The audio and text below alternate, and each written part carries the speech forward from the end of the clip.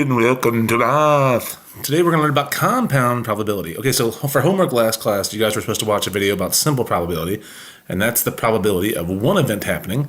Compound probability is the probability of more than one event occurring. Okay, and there's two different types of compound probability. There's independent probability and dependent probability.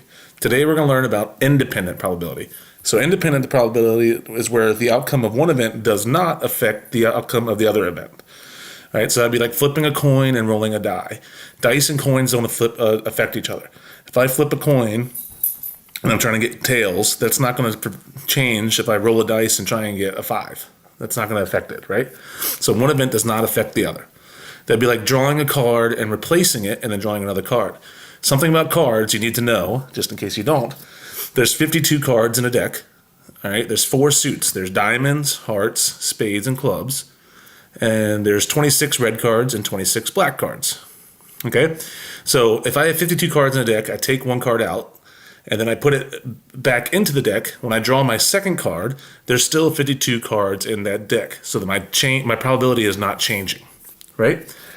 And something else that you see a lot with probability is spinners. Because spinners don't change. A spinner's a fixed thing. So a spinner does not change. It's an independent probability. All right? Dependent probability we're going to learn more about next class. But just so you know what it is, it's where the outcome of one event does affect the outcome of the other event. All right? So that's like drawing a card and not replacing it and then drawing another card. So back to the card thing, there's 52 cards in a deck, right? So if I take a card out and keep it out and don't put it back, and I have to draw another card, there's not 52 cards in that deck anymore, there's 51 cards. So the probability changes, right? So if the probability changes, it's dependent probability.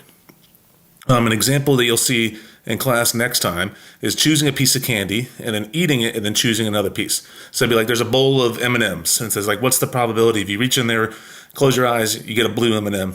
You eat it, you reach back in the bowl, try to get a red M&M, and then eat it, right? So because you took that blue M&M out and you're not putting it back, the odds are changing inside that bowl because you have one less M&M in there, okay? So, but what we're going to do today is independent probability, and that's where your odds do not change, and that is where one event does not affect the other event. Okay, so the probability of 2 or more independent events can be found by multiplying. Okay, so let's do one example together. This is example. What is the probability of picking a red card out of the deck and then rolling a 6-sided number cube and getting a 3? A 6-sided number cube is just another way of saying a die, right? Or a singular dice. So that's die, right? All right, so my odds of picking a card out of the deck of cards and getting it red, well, half the deck's red and half the deck's black, right? So I know that my odds of getting a red are 1 out of 2, right? It's half. Okay, so what's my odds of getting a 3? Well, on a dice, there's a 1, there's a 2, there's a 3, a 4, a 5, and a 6, right? So my odds of getting a 3 are 1 out of 6 because there is 1 3 out of 6 possible outcomes.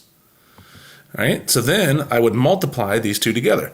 When I multiply fractions, you multiply straight across. So I would do numerator times numerator. 1 times 1 is 1. Denominator times denominator. 2 times 6 is 12. So it'd be 1/12. Okay, so probability is usually written as a fraction, but it could also be written as a decimal or a percent. I would say the two most common ways they show it is either a fraction or a percent. Think about like when you see the weather forecast or look on the weather app on the phone, right? It might say there's a 60% chance of rain today, right? That's probability in action. It's telling you there's a 60% chance. That means it's more than a 50% chance it's going to rain. So it's either going to be a fraction or a percent in most cases, but they could show it as a decimal as well.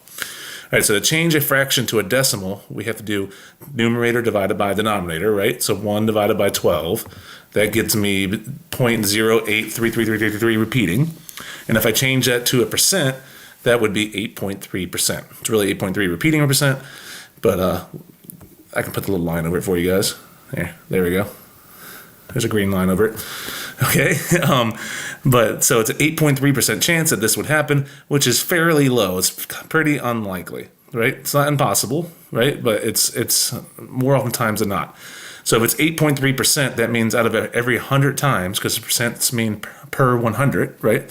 So every 100 times I did this scenario, it would happen just over 8 times, right? But that's how you find compound probability.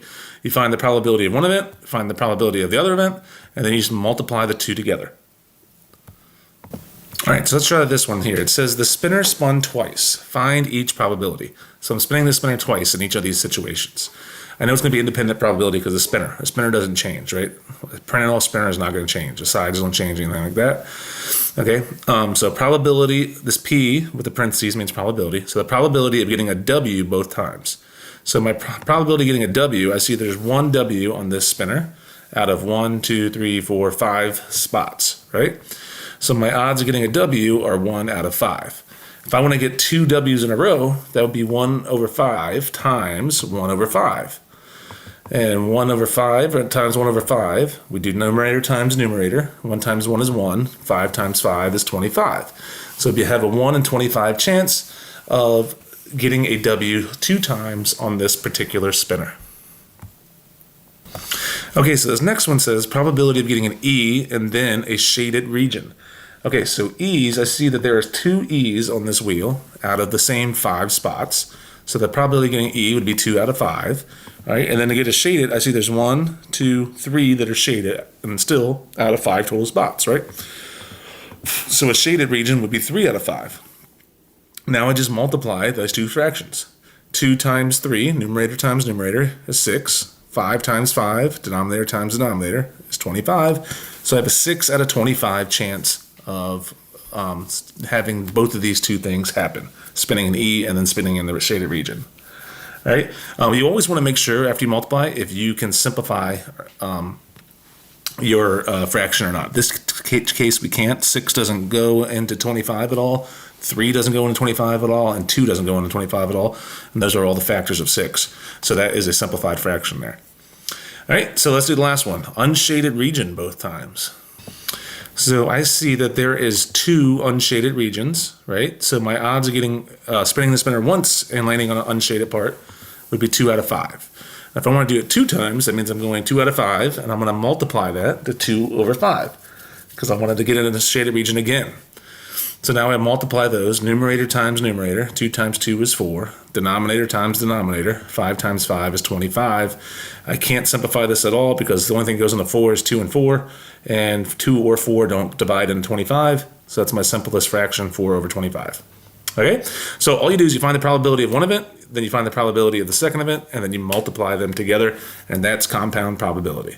And like I said, all these could also be written as a decimal or a percent.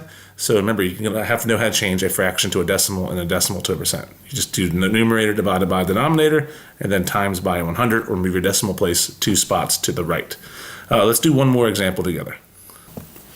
Okay, so the next one says there are 2 bags. One bag contains the numbers 1 through 12. The other bag contains Scrabble tiles that spell the word kangaroo. Okay, so if I have 2 separate bags, one bag's not going to change the probability of the other bag. So if I reach into bag number 1, I fool around and I want to pull out, what do I want to pull out? It says I want to try and pull out an even number. Well, if it's numbers 1 through 12, I know half of them are even. So my odds of getting that would be 1 out of 2. Because you'd have 2, 4, 6, 8, 10, 12. That's 6 numbers. 6 is half of 12, and there's 12 total numbers in there. All right, so now I want to get an R in my second bag. So if I reach into my other bag with my Scrabble tiles, I see that there is 1 R in the word kangaroo. So it'd be 1 out of 8 total letters in kangaroo, right? 1, 2, 3, 4, 5, 6, 7, 8. Yeah, 1 out of 8. Okay, so then I would multiply these two. Numerator times numerator. 1 times 1 is 1. Denominator times denominator. 2 times 8 is 16. So I have a 1 in 16 chance of this probability happening. All right. So it says the probability of less than 9 and then getting a vowel. So my one bag with my numbers, I'm going to get less than 9. Well, there's 8 numbers that are less than 9, and I know there's 12 total numbers. Okay, so before I go on, if I can simplify this fraction here, if I can simplify this fraction first, it'll make it easier to multiply, 1, and 2, it's going to be less reducing or less simplifying of my final result at the end of one after I multiply.